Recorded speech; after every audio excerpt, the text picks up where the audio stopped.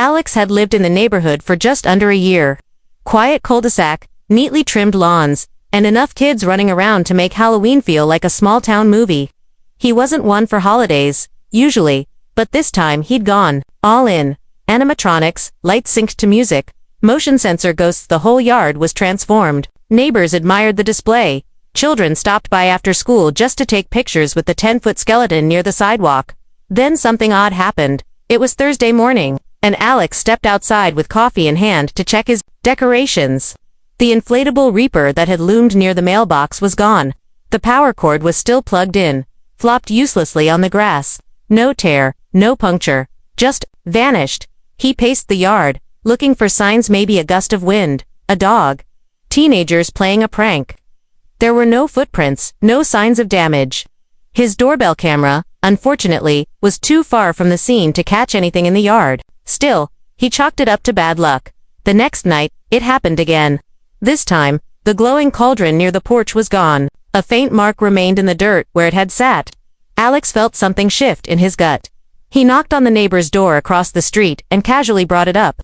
The man, Jim, scratched his head and said he thought he saw someone in a bathrobe crossing the street around 2 a.m. Might have been your neighbor, the one with the hydrangeas. Don't quote me.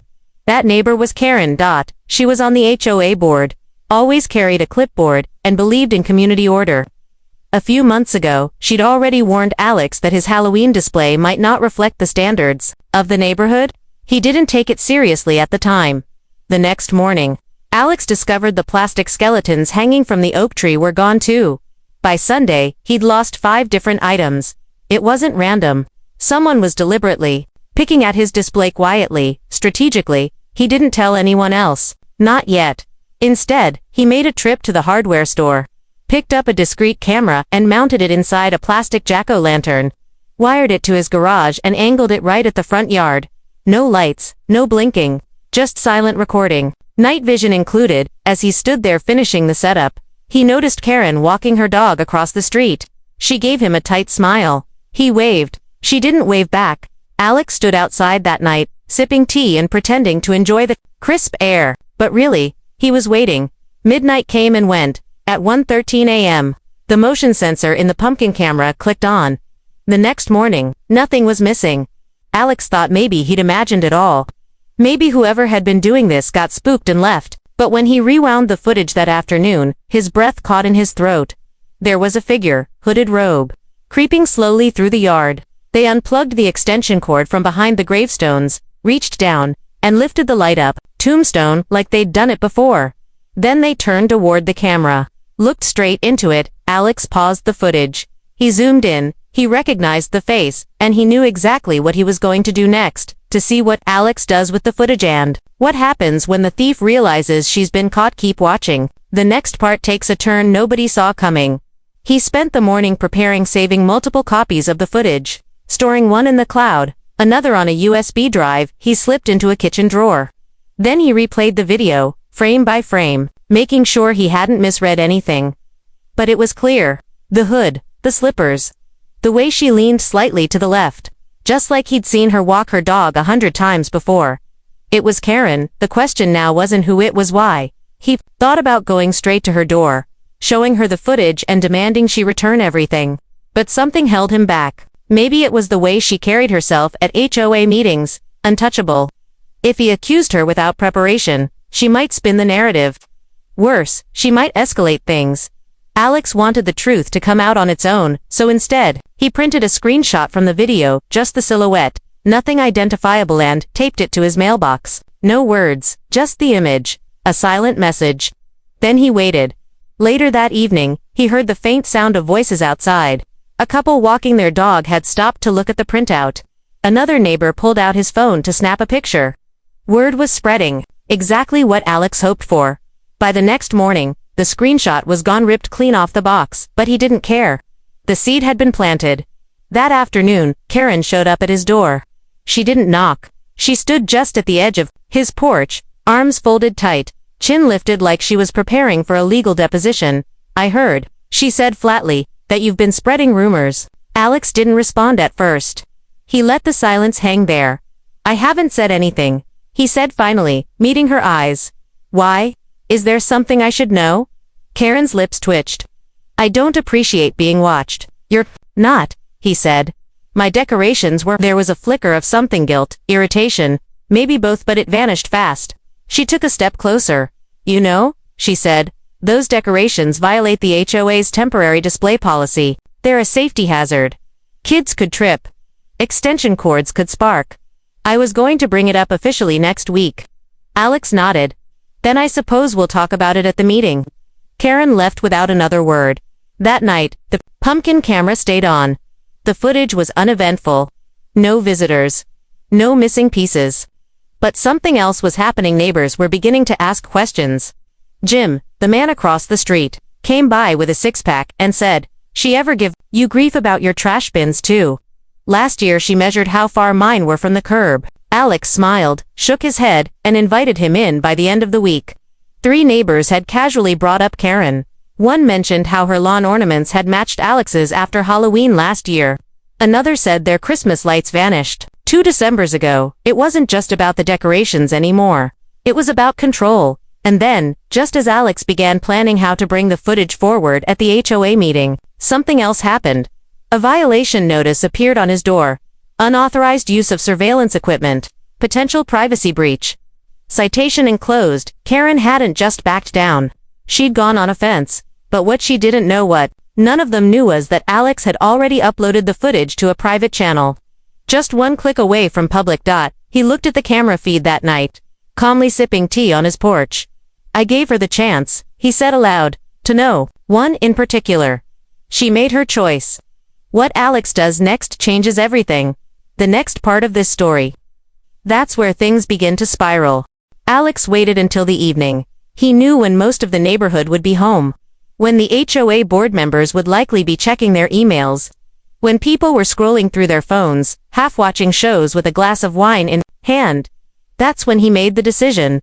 One link, one title, one sentence, caught on camera. Who's taking the decorations? He uploaded the footage. No faces blurred. No names mentioned. Just the raw truth. A slow-moving figure in a bathrobe. The clear act of trespassing. The theft of decorations in the dead of night. He didn't add commentary or dramatics. He didn't have to. By midnight, the video had over 300 views. In a neighborhood of only a few hundred homes. That meant it was spreading fast. Alex turned off the lights and went to bed. The next morning, things felt different. 2 neighbors waved who normally didn't. The teenager down the street gave him a thumbs up. A woman he'd never spoken to before approached him while he was taking out the recycling. You posted that video, right? She asked. He hesitated.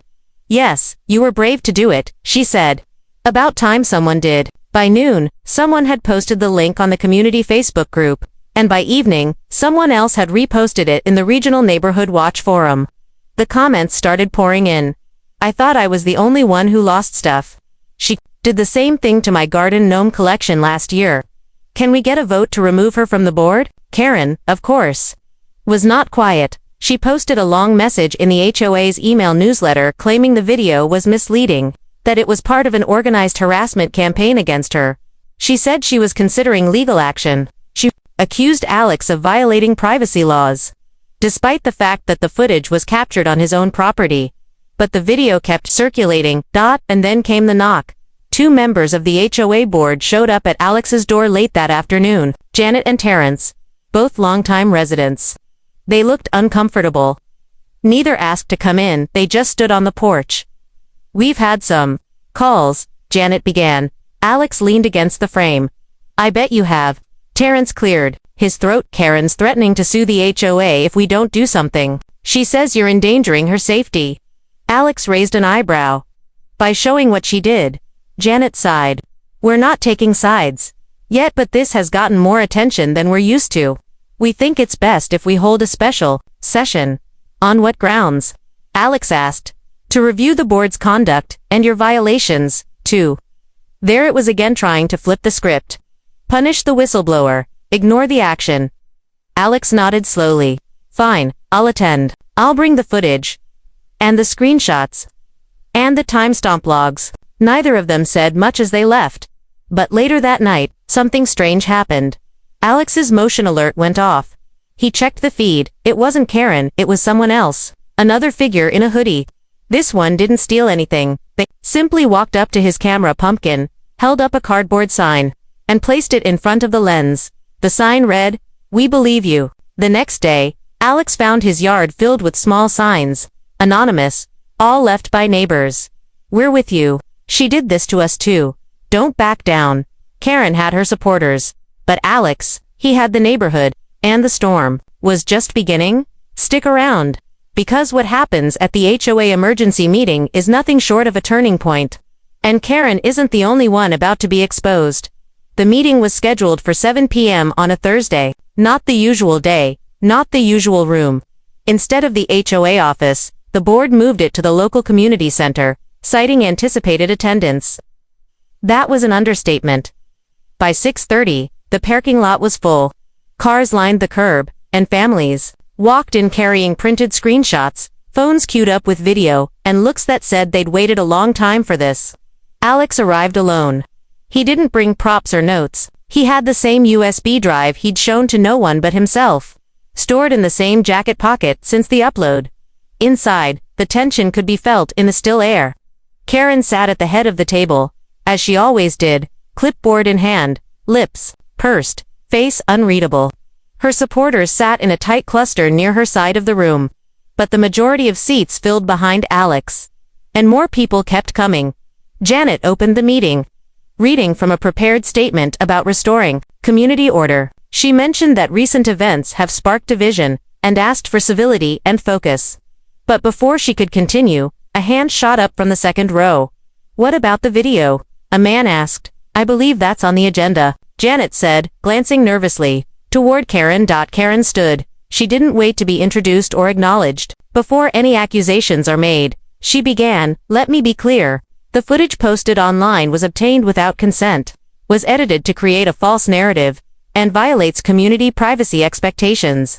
I will not stand for my reputation being dismantled by vigilante surveillance." Her words were met with murmurs, some skeptical, some plainly tired. Then another voice rose. "She took my pumpkins last year." It was an older woman near the back, soft-spoken, but clear, said they were too garish. "I thought she was helping. I didn't realize she was keeping them." Others followed. A young mother said her inflatable black cat disappeared 2 years ago. A man spoke about how his scarecrow turned up on Karen's porch. More murmurs, heads nodding. Janet cleared her throat.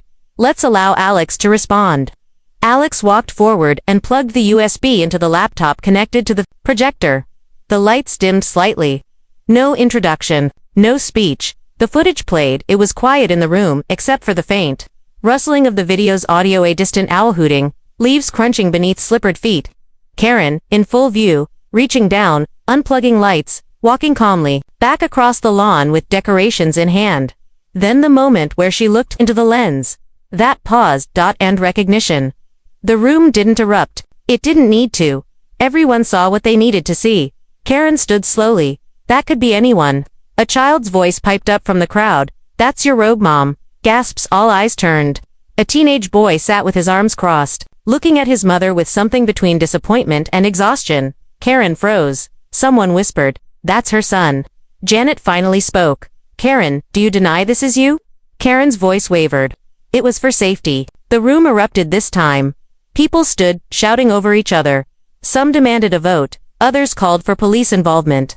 Karen tried to speak again, but her voice was lost in the chaos. Alex stepped back, letting the moment take its course. He didn't smile. He didn't gloat. He just waited. When order returned, Janet tapped the microphone. "We'll be holding a formal vote on Karen's removal next week. In the meantime, she is suspended from all board responsibilities. Effective immediately." Karen grabs her purse, walked quickly through the aisle, and left the building without looking back. Alex remained behind as neighbors approached, thanking him, telling their stories, sharing small bits of relief. But something still nagged at him. Later that night, when he got home, there was an envelope taped to his door. No name, no return address, just a folded sheet of paper. Inside it read, "She's not the only one. The story isn't over." What Alex finds next pulls him deeper into something far worse than Halloween theft. What's buried in the HOA's past? Stay with this because the next part unravels secrets no one was supposed to find. Alex stared at the envelope on his kitchen table long after the kettle had gone cold. The message inside wasn't typed, just a short handwritten line in uneven strokes, or nervous. He'd read it a dozen times already. She's not the only one. Whoever had left it hadn't wanted to be seen. No camera alert had triggered, no motion light had flicked on. But they knew where he lived, knew what he was uncovering, and most unsettling of all seemed to know that thefts were only the beginning. He spent the next few hours digging. He wasn't even sure what he was looking for at first, but something inside told him there was more to the story. Something rotten that had been festering long before Halloween. Decorations started vanishing.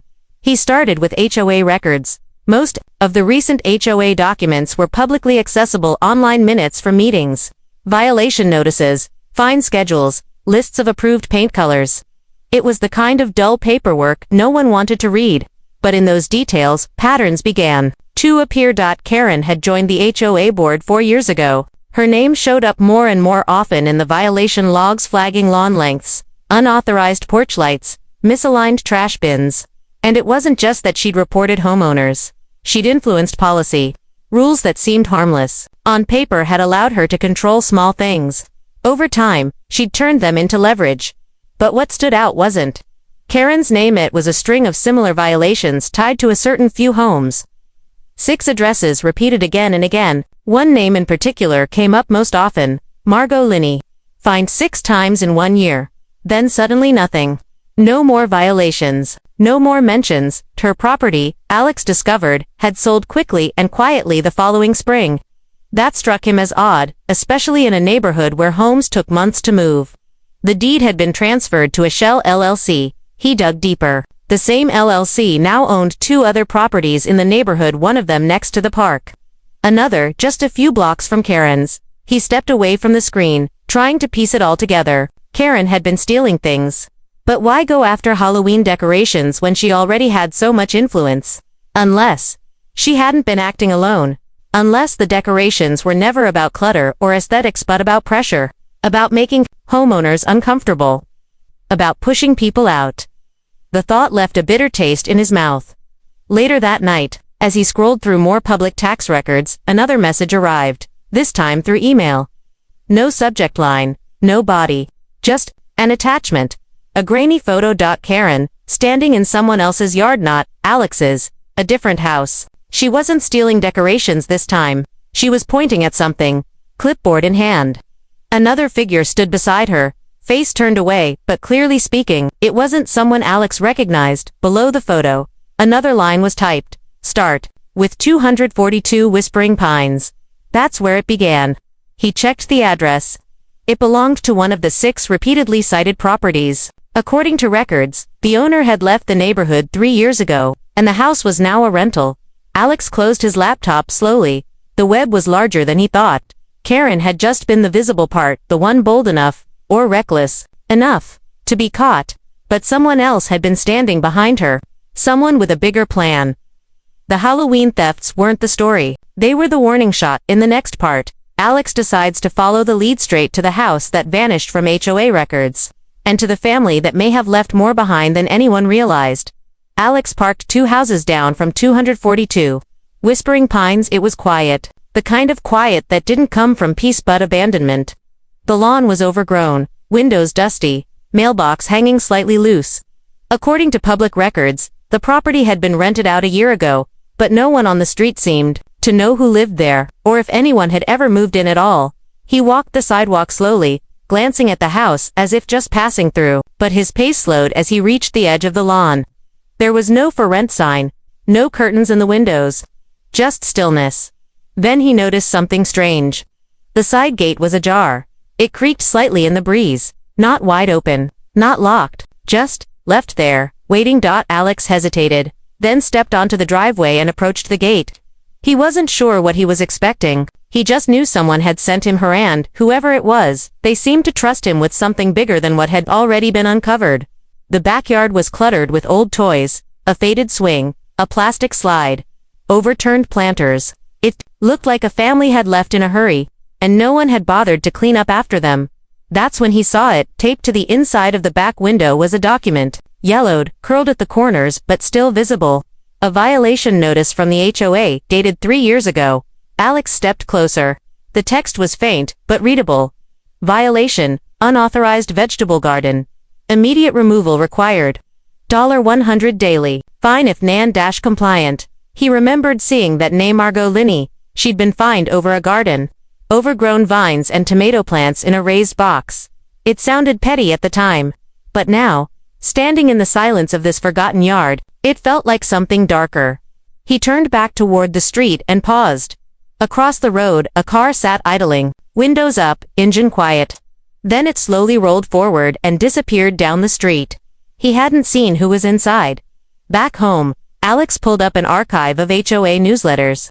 Buried in a 2022 bulletin was a short blurb. We appreciate the recent compliance of several homeowners who've aligned their properties with community aesthetics. Whispering Pines is becoming a shining example. He kept digging. An old neighborhood forum mostly dead held a thread about the Linney family. It had been posted by someone using a throwaway account, but the comments were still there. She fought back.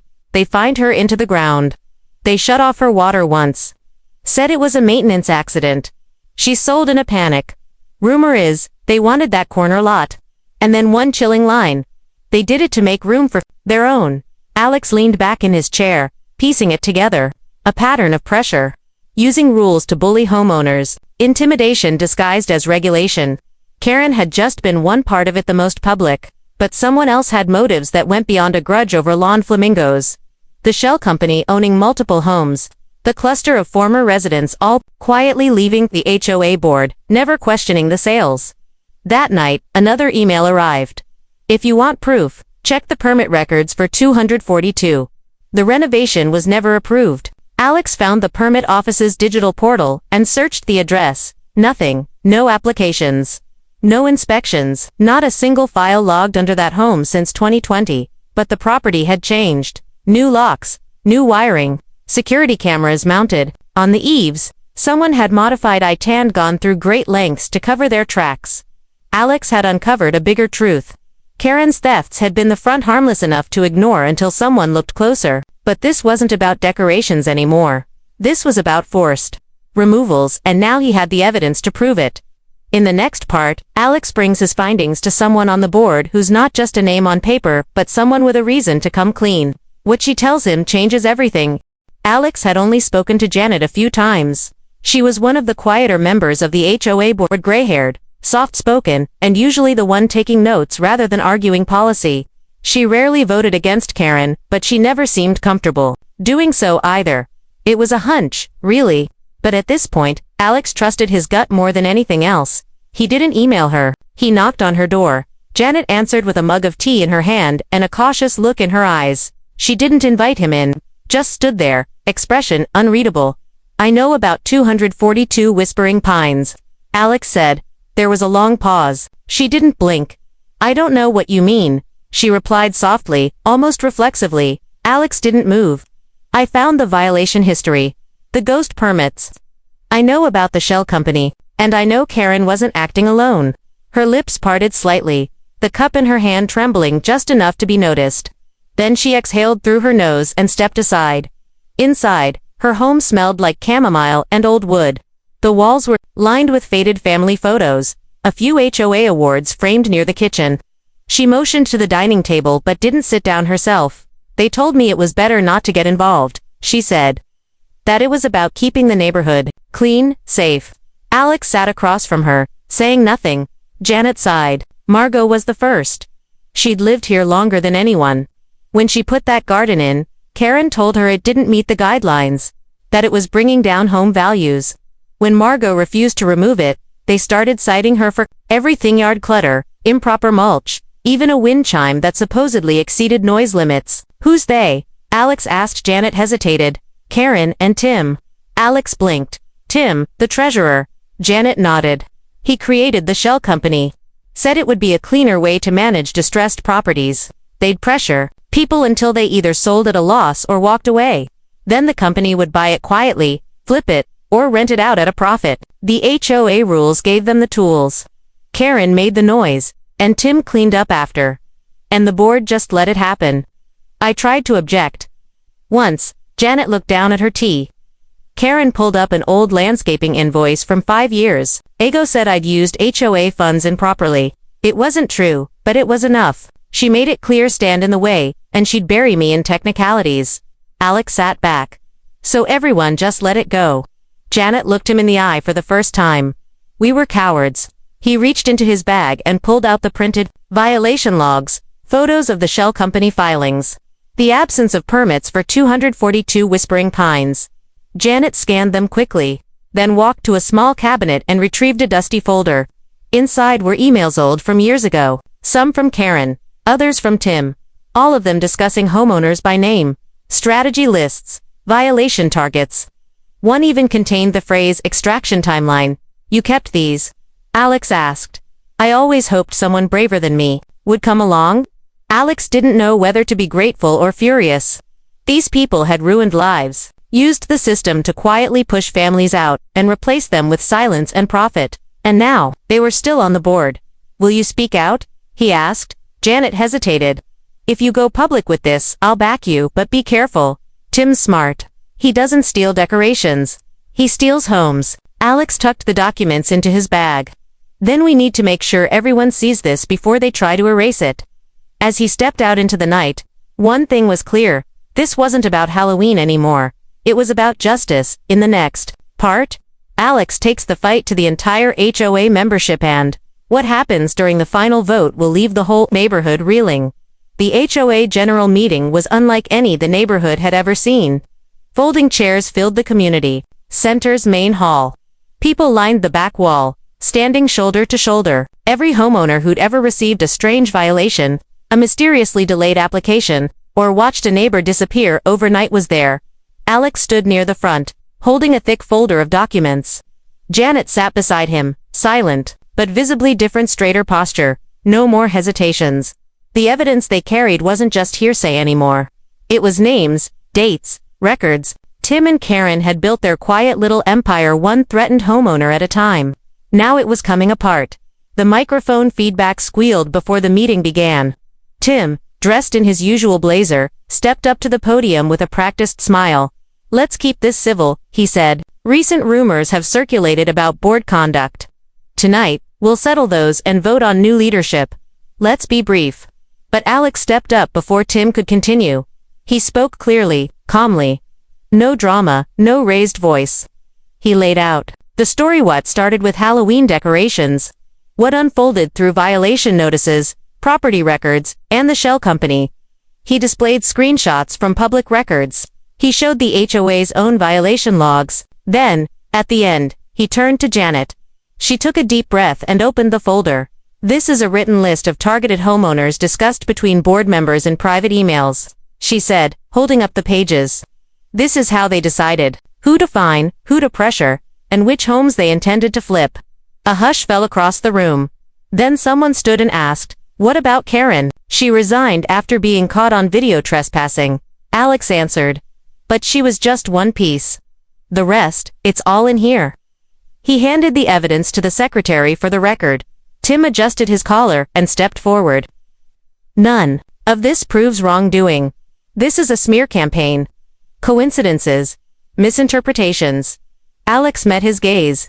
Then explain why your LLC owns 3 homes on this street. Tim opened his mouth, then closed it.